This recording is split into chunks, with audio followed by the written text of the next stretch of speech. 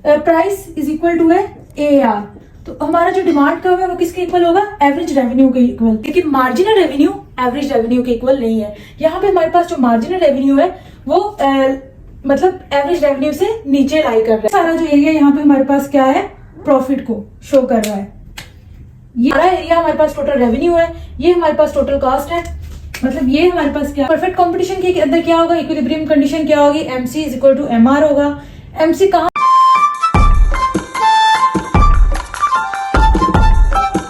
अस्सलाम वालेकुम everyone, welcome back to my channel. This is me Anila Nawaz.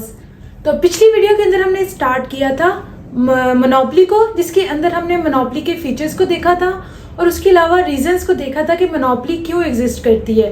तो आज की वीडियो के अंदर हम देखेंगे डिमांड कर्व मोनोपोली का कैसा होता है और शॉर्ट रन में इक्विलिब्रियम कैसे होता है मोनोपोली के अंदर। लेकिन उसके साथ साथ हम मोनोपोली के साथ साथ परफेक्ट कंपटीशन का भी देखेंगे, क्योंकि मोस्टली इन दोनों के ग्राफ्स थोड़े बहुत सिमिलर होते हैं, जिसकी वजह से इनमें कन्फ्यूजन हो जाती है। तो हम इन दोनों के ग्राफ्स को साथ साथ करेंगे ताकि जो कन्फ्यूजन है वो हम क्लियर कर सकें। तो अगर हम डिमांड कर्व की बात करें मोनोपोली की, तो यहाँ पे हमारे पास इस तरह होगा। लेकिन उससे पहले हम बात कर लेते हैं परफेक्ट कंपटीशन के डिमांड कर्व की। तो ये हम ऑलरेडी जब हमने परफेक्ट कंपटीशन के टॉपिक को कवर किया था तो उसके अंदर हमने इसका डिमांड कर्व देख लिया था। तो हम अब इसको दोबारा यहाँ पे रिकॉल कर लेते हैं। तो डिमांड कर्व जो हमारे पास परफेक्ट कंपटीशन का है वो किस तरह का होगा? यहाँ पे जो हमारे पास डिमांड कर्व है परफेक्ट कंपटीशन के अंदर, क्योंकि परफेक्ट कंपटीशन के अंदर हमने देखा था कि जो हमारे पास सेलर होते हैं वो क्या होते हैं?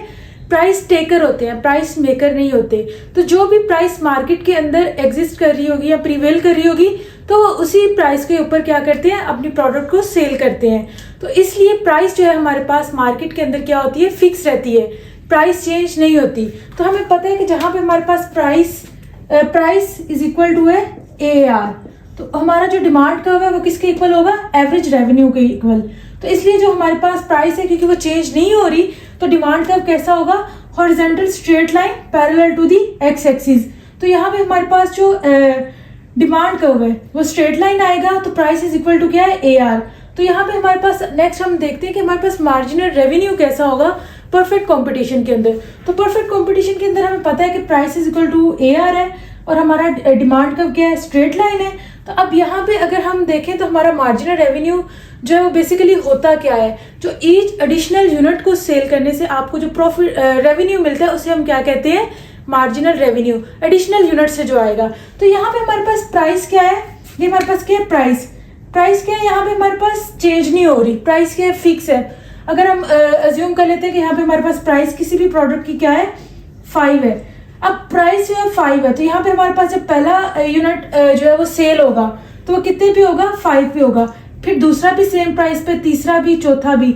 अब यहाँ पे जो रेवेन्यू है सेलर को कितना मिल रहा है? एक प्रोडक्ट सेल करने से 5। अब जब वो दो एडिशनल दूसरा यूनिट सेल करेगा तो उससे जो उसको रेवेन्यू जनरेट होगा वो कितना होगा? 5। मतलब वो क्या है? सेम है। तो इसलिए यहाँ पे हमारे पास हम क्या कह सकते हैं कि जो हमारे पास प्राइस है वो इज इक्वल टू AR है। और यहाँ पे हमारे पास जो है AR किसके इक्वल है? मार्जिनल रेवेन्यू के। तो हम इन शॉर्ट ये भी कह सकते हैं कि price is equal to marginal revenue. तो यहाँ पे हमारे पास AR और MR क्या है? सेम है। मार्जिनल रेवेन्यू और एवरेज रेवेन्यू यहाँ पे हमारे पास सेम है। परफेक्ट कंपटीशन के अंदर जो डिमांड कर्व है वो AR के इक्वल है और AR हमारे पास किसके इक्वल है? MR के इक्वल है। नेक्स्ट अगर हम बात करें मोनोपोली की, कि मोनोपोली का डिमांड कर्व किस तरह का है हमारे पास, तो मोनोपोली के अंदर हमारे पास एवरेज रेवेन्यू और मार्जिनल रेवेन्यू सेम नहीं होते। क्यों सेम नहीं होते? क्योंकि हमें पता है कि प्राइस हमारे पास किसके इक्वल होती है? एवरेज रेवेन्यू के इक्वल। लेकिन हमें पता है कि मोनोपोली के अंदर जो सेलर होता है वो क्या होता है? प्राइस मेकर होता है। वो अपनी प्रोडक्ट की जो प्राइस है वो खुद से सेट कर सकता है। वो मार्केट के अंदर प्राइस टेकर नहीं है, प्राइस मेकर है। तो इसलिए क्या होगा, जब वो अपनी प्रोडक्ट की प्राइस को कम या ज़्यादा कर सकता है। मोनोपोली के अंदर भी ऐसा नहीं होता कि जो सेलर है वो बहुत ज़्यादा प्राइस चार्ज कर ले। तो ऐसा नहीं होगा कि मतलब जो सेलर है वो अपनी प्रोडक्ट की प्राइस इतनी हाई सेट कर देगा कि उसको बहुत ज़्यादा प्रॉफिट हो। क्योंकि जब वो प्राइस बहुत ज़्यादा हाई सेट कर देगा तो उसकी वजह से उसकी जो प्रोडक्ट है उसकी डिमांड कम हो जाएगी, लोग उसकी प्रोडक्ट को नहीं खरीदेंगे। अगर तो बहुत ज़्यादा कोई एसेंशियल प्रोडक्ट होगी, नेसेसिटी होगी, तो उसकी वजह से क्या होगा, लोग उसकी डिमांड तो करेंगे लेकिन अब डिमांड इतनी ज़्यादा नहीं होगी, पहले से की निस्बत कम कर देंगे। तो जब डिमांड उसकी क्या हो जाएगी, कम हो जाएगी, तो उसकी वजह से मोनोपोलिस्ट को क्या करना पड़ेगा, प्राइस कम करनी पड़ेगी। जब प्राइस वो कम करेगा तो उसके बाद दोबारा क्या है, वो आउटपुट अपनी बढ़ा सकते हैं क्योंकि डिमांड इंक्रीज हो जाएगी।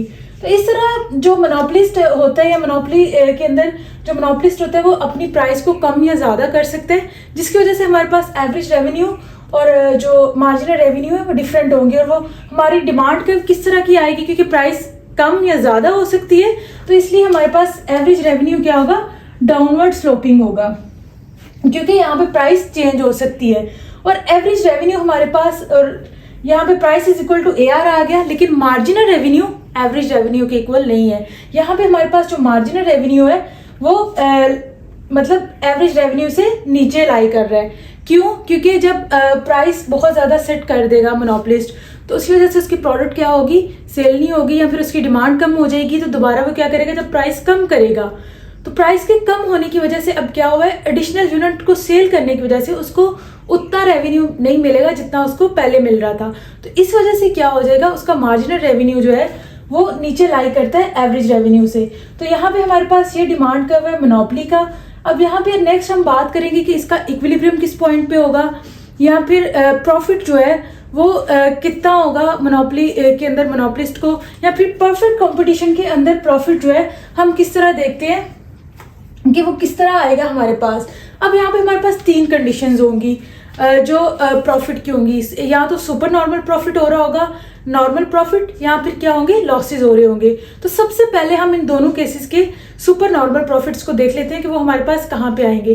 तो उसको देखने से पहले हम इनके कुछ इंपॉर्टेंट पॉइंट्स हैं वो लिख देते हैं, ताकि हमें नेक्स्ट टाइम इनको दोबारा रिकॉल जब करना हो तो फौरन से हम क्या करें, इन पॉइंट्स को देख के सारा कॉन्सेप्ट जो है वो रिकॉल कर सकें। तो सबसे पहले आप इनका स्क्रीनशॉट ले लें ताकि ये आपको क्लियर हो जाए कि इन दोनों का डिमांड कर्व कैसा होता है और इनमें डिफरेंस कहाँ पे आता है।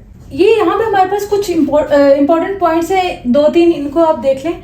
तो यहाँ पे हमारे पास हमने पहले जैसे बात की कि प्राइस किसके इक्वल है, एवरेज रेवेन्यू के परफेक्ट कंपटीशन के अंदर, और एवरेज रेवेन्यू किसके इक्वल आ जाएगा हमारे पास, मार्जिनल रेवेन्यू के इक्वल, क्योंकि हमारे पास जो है वो प्राइस क्या है, सेम है। इस वजह से डिमांड कर्व जो हमारे पास परफेक्ट कंपटीशन के अंदर क्या होगा, वो parallel to the x axis होगा, उसकी जो शेप होगी वो स्ट्रेट लाइन होगी parallel to the x axis. इसके अलावा एवरेज रेवेन्यू हमारे पास जो है उसी को हम क्या कहेंगे, हमारा क्या है, डिमांड कर्व। इसी तरह अगर हम मोनोपोली पे आ जाते हैं तो मोनोपोली पे हमारे पास प्राइस किसके इक्वल है, एवरेज रेवेन्यू के इक्वल, और एवरेज रेवेन्यू हमारे पास क्या है, यही हमारे पास डिमांड कर्व है, और इसकी शेप क्या है, डाउनवर्ड स्लोपिंग है। और यहाँ पे हमारे पास दूसरा इंपॉर्टेंट पॉइंट क्या है कि AR जो है वो लाई अबव करता है MR से। तो ये हमारे पास कुछ इसके इंपॉर्टेंट पॉइंट हो गए। नेक्स्ट हम जो है इनका शॉर्ट रन के अंदर इक्विलिब्रियम देख लेते हैं कि किस पॉइंट के ऊपर आएगा वो हमारे पास। तो सबसे पहले अगर हम देखें तो हमारे पास जो एवरेज रेवेन्यू कर्व था, ये हमने डिमांड कर्व में जब ड्रॉ किया तो हमने ये ड्रॉ कर लिया था। नेक्स्ट अब हमारे पास इक्विलिब्रियम किस पॉइंट के ऊपर होगा, जहां पे हमारे पास मार्जिनल कॉस्ट इक्वल आ जाएगी मार्जिनल रेवेन्यू के, वो हमारा क्या होगा शॉर्ट रन के अंदर इक्विलिब्रियम पॉइंट। अब यहाँ पे हम देख लेते हैं कि इसके अंदर हमारे पास जो MC कर्व है वो किस पॉइंट के ऊपर कट कर रहा है, यहाँ से हमारे पास ये इस पॉइंट के ऊपर कट कर रहा है। हम कह लेते हैं कि ये हमारे पास पॉइंट A है, तो ये यहाँ पे हमारे पास क्या आ जाता है, इक्विलिब्रियम पॉइंट, क्योंकि यहाँ पे हमारे पास मार्जिनल कॉस्ट किसके इक्वल है, मार्जिनल रेवेन्यू के। तो ये हमारे पास क्या आ गया, हमारा इक्विलिब्रियम पॉइंट आ गया। तो यहाँ पे हमने एक बात जो है वो जहन में रखनी है कि यहाँ पे जो हमारे पास MC कर्व कट करेगा मार्जिनल रेवेन्यू को, तो वो नीचे से कट करेगा, जहाँ पे मतलब हमारे पास MC कर्व ऊपर को इंक्रीज हो रहा होगा वहां पे जाके वो कट करेगा मार्जिनल रेवेन्यू को, क्योंकि यहाँ पे हमारे पास मार्जिनल कॉस्ट यहाँ पे इससे मार्जिनल रेवेन्यू से क्या है, कम है।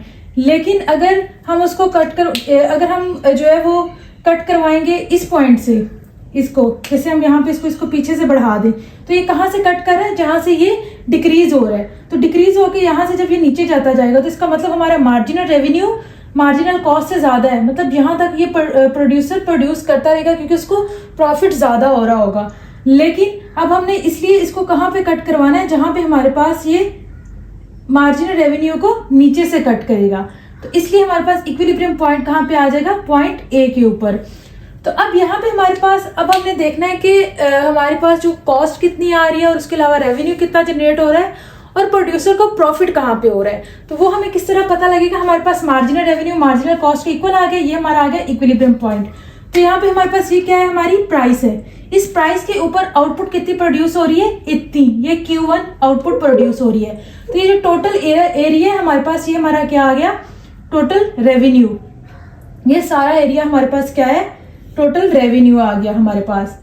तो अब यहाँ पे हमने अब फाइंड करना है कि जो हमारे पास प्रोड्यूसर का है वो कहाँ पे उसको प्रॉफिट हो रहा होगा। क्योंकि हमने जब हमने रेवेन्यू की बात की थी, रेवेन्यू की वीडियो को हमने देखा था, तो उसके अंदर हमने देखा था कि रेवेन्यू और प्रॉफिट सेम नहीं है, रेवेन्यू और प्रॉफिट डिफरेंट होते हैं। क्योंकि रेवेन्यू हमारे पास प्रॉफिट हमारे पास किसके इक्वल आता है, रेवेन्यू माइनस कॉस्ट। उसके अंदर से हमने कॉस्ट को क्या करना होता है, माइनस करना होता है। तो नेक्स्ट हम यहाँ पे देख लेते हैं कि हमारे पास जो हमारा प्रॉफिट है वो किसके पॉइंट के ऊपर होगा। तो प्रॉफिट कहाँ पे होगा, जहाँ पे हमारे पास, नेक्स्ट हम एवरेज कॉस्ट को देख लेते हैं। तो एवरेज कॉस्ट जहाँ पे हमारी कट करेगी मार्जिनल कॉस्ट को, उससे आगे हम देख लेंगे कि किसके कहाँ पे वो हमारी लाई कर रही है।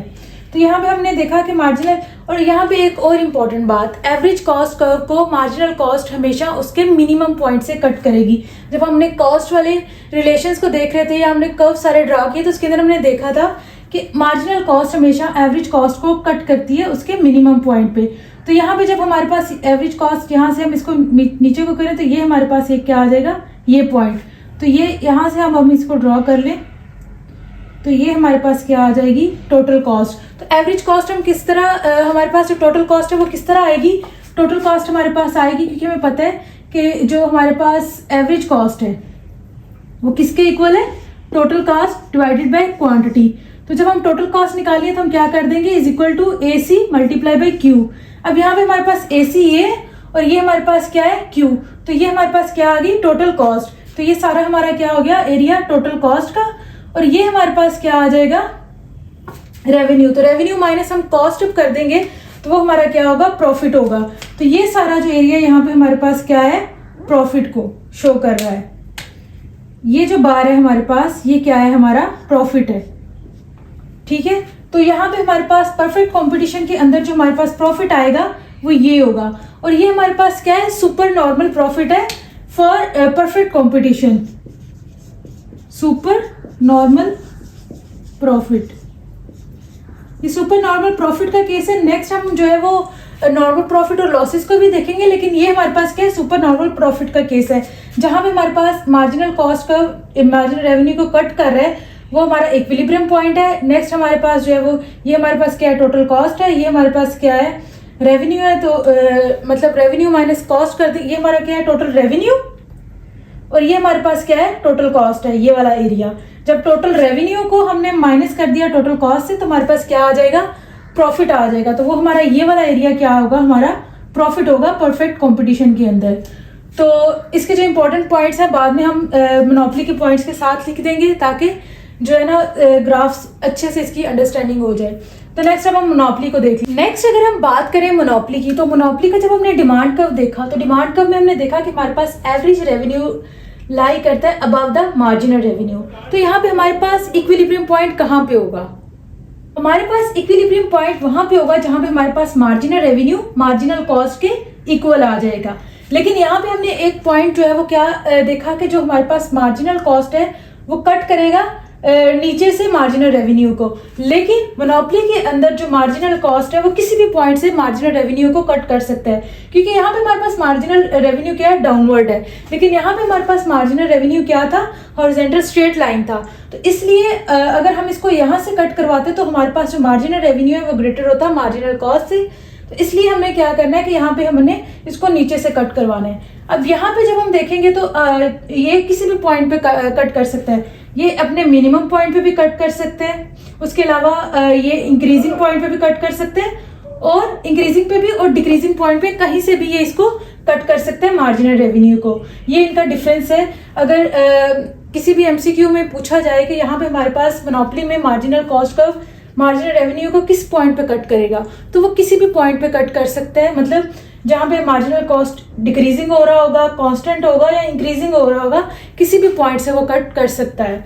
तो ये हमारे पास क्या आ गया, यहाँ पे हमारे पास मार्जिनल कॉस्ट आ गई हमारी यहाँ पे। तो यहाँ पे ये जो दोनों इक्विलिब्रियम पे है, यहाँ पे एक दूसरे को कट कर रहे हैं, ये हमारा क्या है, इक्विलिब्रियम पॉइंट है।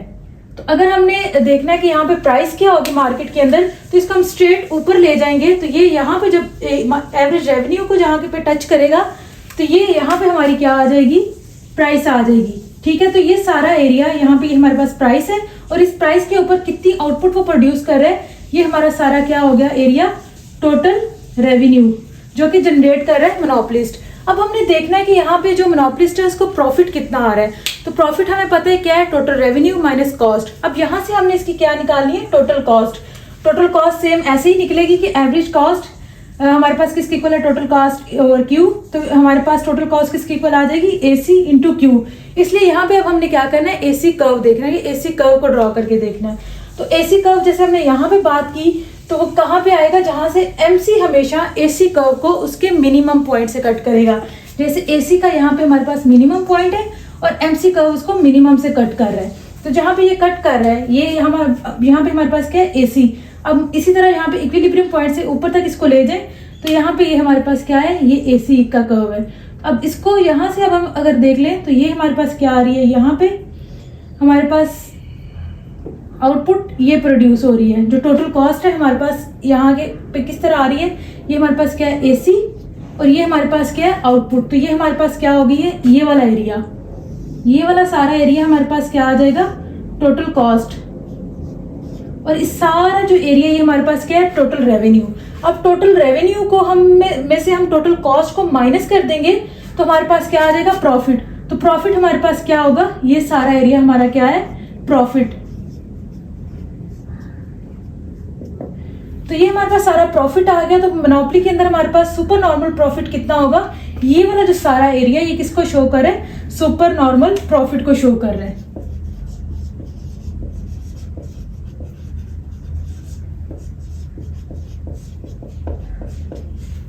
ठीक है, तो यहाँ पे हमने देख लिया कि परफेक्ट कंपटीशन के अंदर हमारे पास प्रॉफिट किस तरह आएगा और मोनोपोली के अंदर हमारे पास सुपर नॉर्मल प्रॉफिट किस तरह आएगा मोनोपोलिस्ट को। तो ये वाला एरिया प्रॉफिट को शो कर रहा है, यहाँ पे हमारे पास इसका ये वाला एरिया प्रॉफिट को शो कर रहा है। ये सारा एरिया हमारे पास टोटल रेवेन्यू है, ये हमारे पास टोटल कॉस्ट है। मतलब ये हमारे पास क्या है, सारा टोटल रेवेन्यू है, ये हमारे पास क्या है, इतना टोटल कॉस्ट है। तो टोटल रेवेन्यू हमारे पास माइनस करेंगे कॉस्ट को तो ये हमारे पास क्या आ जाएगा, प्रॉफिट। ठीक है, तो यहाँ पे जो हमारे पास एवरेज रेवेन्यू है, एवरेज रेवेन्यू कितना है, यहां से लेके यहां तक एवरेज रेवेन्यू हमारे पास किससे ग्रेटर है, एवरेज कॉस्ट से। तो हमारे पास क्या होगा, सुपर नॉर्मल प्रॉफिट के अंदर average revenue greater than average cost है। ठीक है, और यहाँ पे हमारे पास और क्या है, एवरेज रेवेन्यू मार्जिनल जो हमारे पास रेवेन्यू है उससे भी क्या है, ग्रेटर है। तो सुपर नॉर्मल प्रॉफिट के अंदर ये कंडीशंस होंगी कि एवरेज रेवेन्यू ग्रेटर देन होता है एवरेज कॉस्ट से, उसके अलावा मार्जिनल रेवेन्यू से भी क्या होता है, ग्रेटर होता है। तो नेक्स्ट हम इसके इंपॉर्टेंट पॉइंट्स लिख लेते हैं ताकि इन ग्राफ्स के साथ साथ हमारी पॉइंट्स को जब हम पढ़े तो अंडरस्टैंडिंग ज्यादा थी। शॉर्ट रन इक्विलिब्रियम में हमारे पास परफेक्ट कंपटीशन और मोनोपोली के जो मैंने लिख दी है, जो पीछे हम ग्राफ्स के अंदर डिटेल में डिस्कस कर चुके हैं, तो ये मैंने लिख दी है। आप उन्हीं ग्राफ्स के साथ इन पॉइंट्स को लिख सकते हैं ताकि जब आप ग्राफ्स को रिकॉल कर रहे हो तो ये पॉइंट्स आपके सामने आए तो सारा ग्राफ आपका रिकॉल हो जाए, जो कर्व्स हैं वो सारे आपको समझ आ जाए। तो परफेक्ट कंपटीशन के अंदर क्या होगा, इक्विलिब्रियम कंडीशन क्या होगी, MC is equal to MR होगा। MC कहाँ से कट करेगा, MR को उससे बिलो कट करेगा, मतलब उसको जहाँ से MC हमारे पास इंक्रीज हो रहा होगा वहां से वो MR को कट करेगा। AR हमारे पास क्या है, डिमांड कर्व है और उसकी शेप क्या है, horizontal straight line parallel to the x axis. उसके अलावा यहाँ पे हमारे पास प्राइस किसके इक्वल होता है, AR के। और जब हमारे पास जो सुपर नॉर्मल प्रॉफिट होंगे उसमें हमारे पास क्या होता है, एवरेज रेवेन्यू ग्रेटर देन होता है एवरेज कॉस्ट से। उसका मतलब क्या है, प्राइस ग्रेटर देन क्या है हमारे पास, एवरेज कॉस्ट। इसी तरह अगर हम मोनोपोली में बात करें तो इक्विलिब्रियम कंडीशन सेम हमारे पास, MC is equal to MR, लेकिन MC कर्व किसी भी पॉइंट से कट कर सकता है MR को। तो उसके अलावा जो AR है वो डिमांड कर्व है और उसकी शेप क्या होगी, वो डाउनवर्ड स्लोपिंग होता है। उसके अलावा यहाँ पे same P is equal to AR है और P ग्रेटर देन है AC सुपर नॉर्मल प्रॉफिट्स के अंदर। तो आज की वीडियो के अंदर हमने शॉर्ट रन इक्विलिब्रियम डिस्कस किया परफेक्ट कंपटीशन के अंदर और मोनोपोली में, और उसमें हमने देखा कि सुपर नॉर्मल प्रॉफिट्स प्रोड्यूसर को कहाँ पे होगा। तो नेक्स्ट वीडियो के अंदर इंशाल्लाह हम बात करेंगे नॉर्मल प्रॉफिट की और लॉसेस की, कि जो हमारे पास मोनोपोलिस्ट है या फिर परफेक्ट कंपटीशन के अंदर प्रोड्यूसर है उसको लॉसेस कहाँ पे होंगे और नॉर्मल प्रॉफिट कब होंगे। तो आज की वीडियो के लिए इतना ही। अगर आपको वीडियो अच्छी लगी हो तो इसको लाइक कर दें, चैनल को सब्सक्राइब कर दें। मिलते हैं इंशाल्लाह नेक्स्ट वीडियो में, तब तक अपना बहुत सारा ख्याल रखिएगा। अल्लाह हाफिज़।